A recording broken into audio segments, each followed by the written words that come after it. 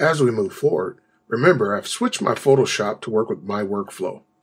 Now we're going to talk about reference and a program that could be of assistance to us while we're working. We will also be discussing how to use natural color for our artwork and how to create quick color comps that'll support what it is we're doing. We'll also talk a little bit about external and internal tools that can support us. Okay, let's get started. Okay, so let's briefly talk about reference and the importance of reference. So whenever I have a project, I like to make sure that I start off with strong reference, strong direction, so I know which way my project's going to go. Now, that doesn't mean it can't change, and it should change. It should evolve while you're working on it, right? So you always want to keep that in mind, but you want to have some type of map or direction to which way you're going to work. So there's a software that I really like that's called RefBoard, and what it allows you to do is grab your reference and compile it and hold it side by side pretty much in one place. So if I'm working on a project and there's certain cues that I want to take from an older project and implement it in the current project, I can do that. Also, you can grab tons of reference off the internet, as I'm sure you guys all know if you've done any work like this or any type of design work. You can place it in your ref board, you can save your ref board out, and you can keep it for your project. So as you work throughout the project, you'll have that reference for you. You'll be able to keep it. So even if you're working on a project, let's say 3 or 4 months, that board will be saved and you can use it again and again. So I really like this RefBoard software. It's free. You can just Google it and find it. It's a pretty small package.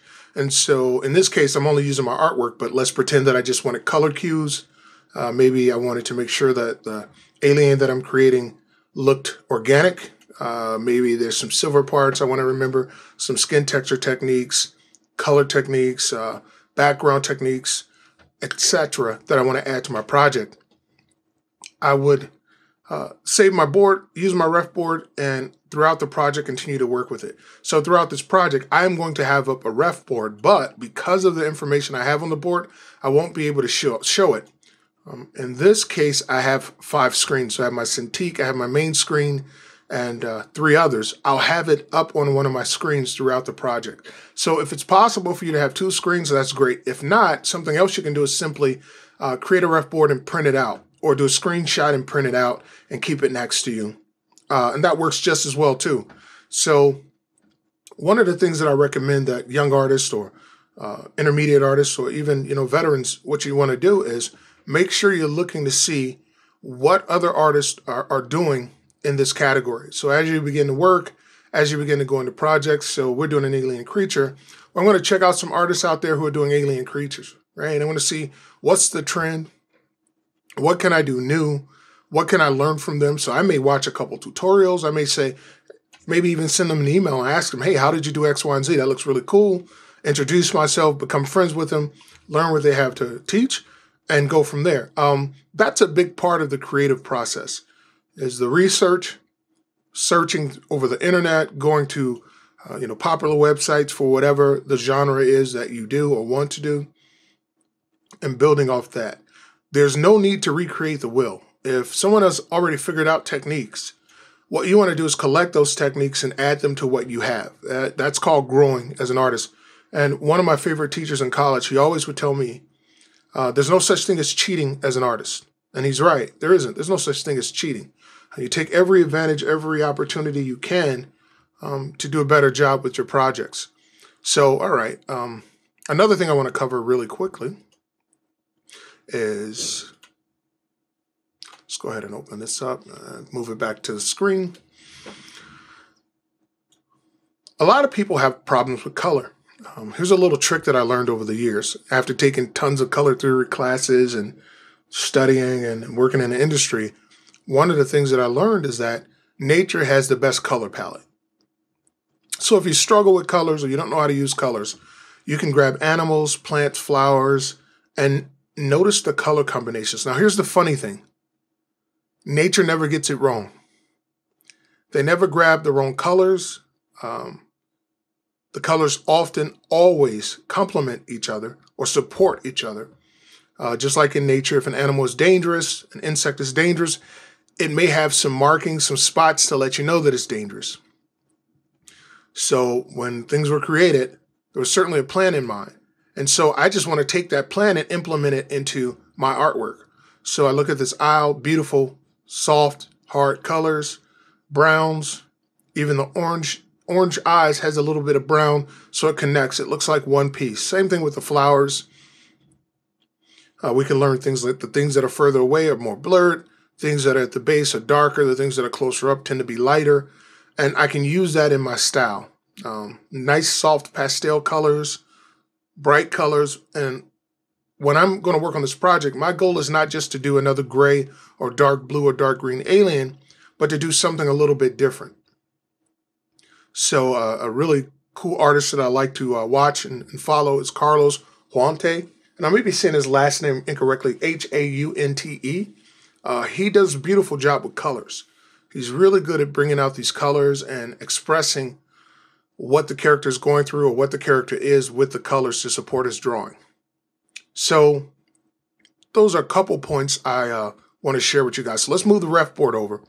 And I want to talk about one other thing before we jump into our project. Okay, let's go. I'm going to go and grab the Adobe color themes.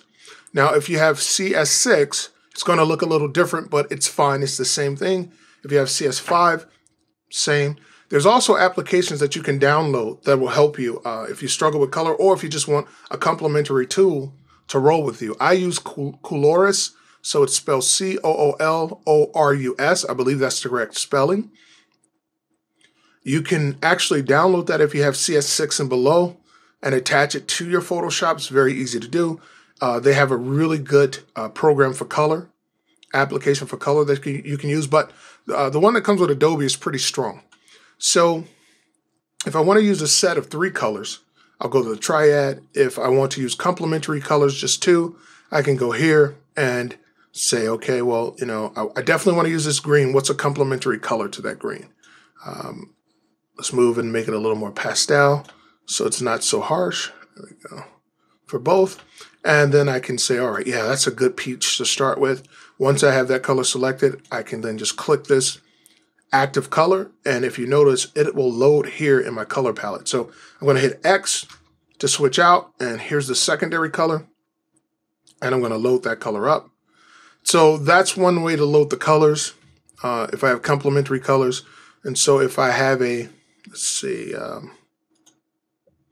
if I have a palette laid out, I can just drop the colors in. So in this case, I think I already have a palette laid out. Okay, so here's my color palette for the project that I want to work on. This will help me choose colors and stay within the color zone. I'm primarily going to work with these guys with a little bit of a brown, tan color. And I'm going to go from there, all right? So that's a generic run through of my color theory and how I'm going to choose colors. If you haven't had a lot of color theory classes, this is something that'll help you out. It'll make the process easier for you. The more you learn, the less tools you need. It'll become second nature for you. And you'll very easily be able to navigate through this process. So in the next lesson, we'll come back and we'll talk more about concepting and sketches and how we're going to set those sketches up to move forward in our project. All right.